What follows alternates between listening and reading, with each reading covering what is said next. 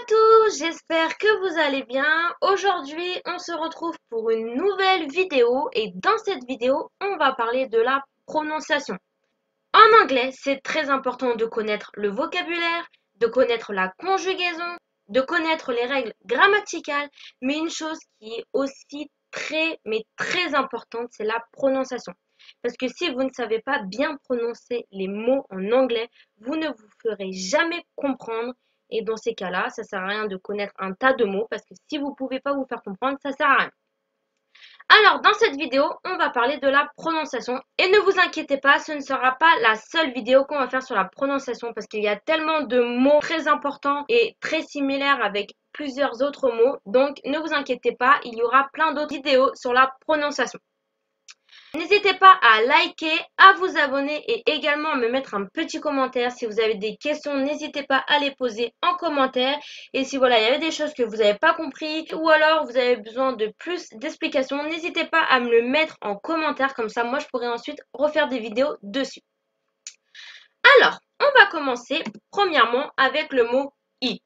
On se rappelle bien que eat signifie en français le verbe manger. Donc, pour ce verbe, normalement, il n'y a aucun souci.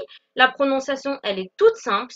On va remplacer le E et le A par un I.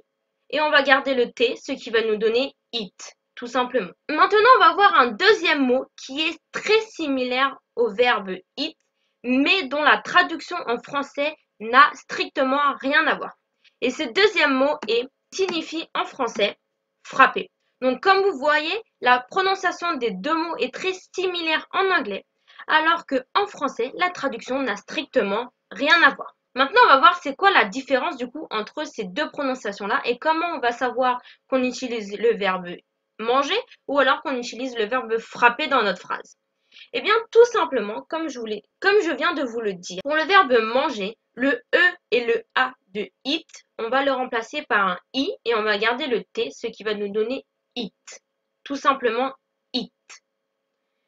Et pour le verbe frapper, une chose que vous devez savoir, c'est que en français, la lettre H est une lettre muette.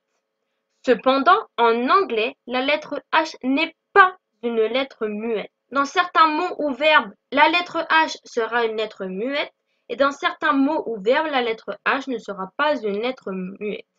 Pour le verbe frapper, la lettre H n'est pas une lettre muette, ce qui signifie qu'il faut bien la prononcer. D'accord? Et c'est ce qui va faire toute la différence entre ces deux verbes. Pour bien prononcer le verbe frapper en anglais et bien prononcer le H, on va devoir aspirer le H, ce qui va nous donner hit. Donc, eat, manger, hit, frapper.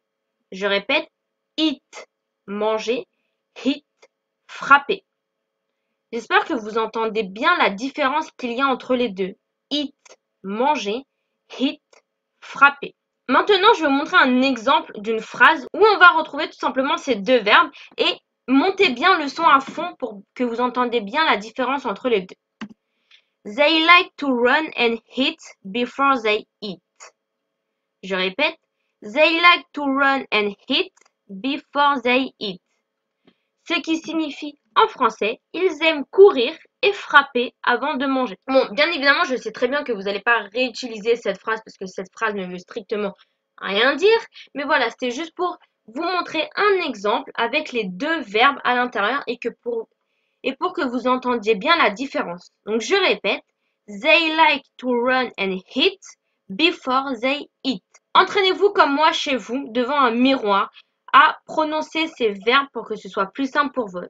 They like to run and hit before they eat.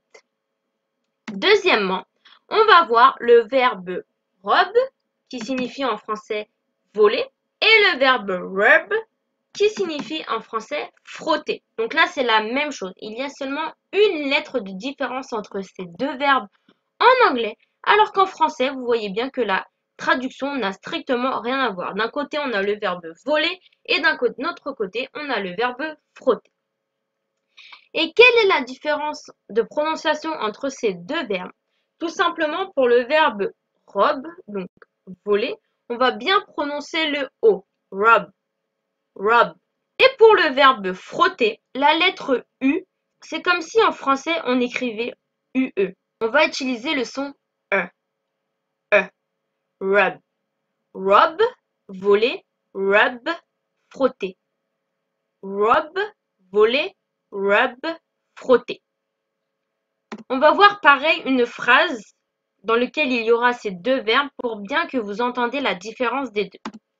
Si je dis The robber rubbed against the door to be able to enter, qui signifie en français le voleur s'est frotté contre la porte pour pouvoir entrer. Donc je répète la phrase. The robber rubbed against the door to be able to enter. Donc c'est pareil, si vous avez du mal, n'hésitez pas à vous entraîner encore et encore. Rub, rub, rub, rub. Troisièmement, on va voir le mot full. Donc là, pour bien prononcer ce mot, on voit bien qu'il y a deux O dans ce mot. Donc on va accentuer ces O. Full, full. Qui signifie en français imbécile. Full n'est pas vraiment un terme très approprié qu'on va beaucoup utiliser. Donc, il faut faire très attention. Deuxièmement, le mot full. Donc là, à la différence de full, on va accentuer sur les deux L. Donc, on a full et full. Full et full. Qui signifie en français plein. Donc, pareil, la traduction n'a strictement rien à voir, donc il faut faire très attention. D'un côté, on a full et de l'autre côté, on a full. Exemple, si je dis This class is full of full. Vous entendez bien la différence? This class is full of full.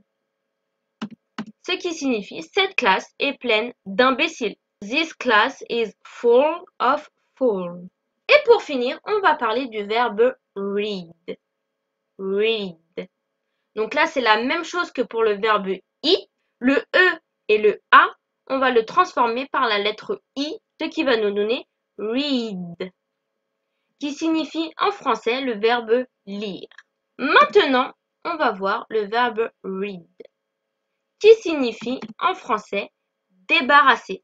Donc le premier verbe, on a dit, on accentue bien sur la lettre I, ce qui va nous donner read, contrairement à read, qui possède bien la lettre I, mais on n'accentue pas la lettre I. On dit juste read. Read, read.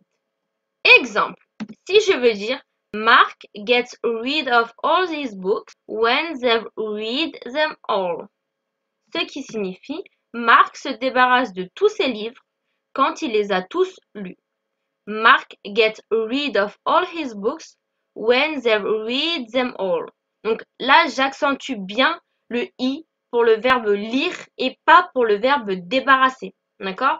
Même si la vraie lettre I est dans le verbe read, on va accentuer le I dans le verbe read. Et voilà, c'est tout pour cette petite vidéo sur la prononciation. N'hésitez pas à me dire en commentaire si vous avez aimé et si vous voulez avoir d'autres vidéos comme celle-ci.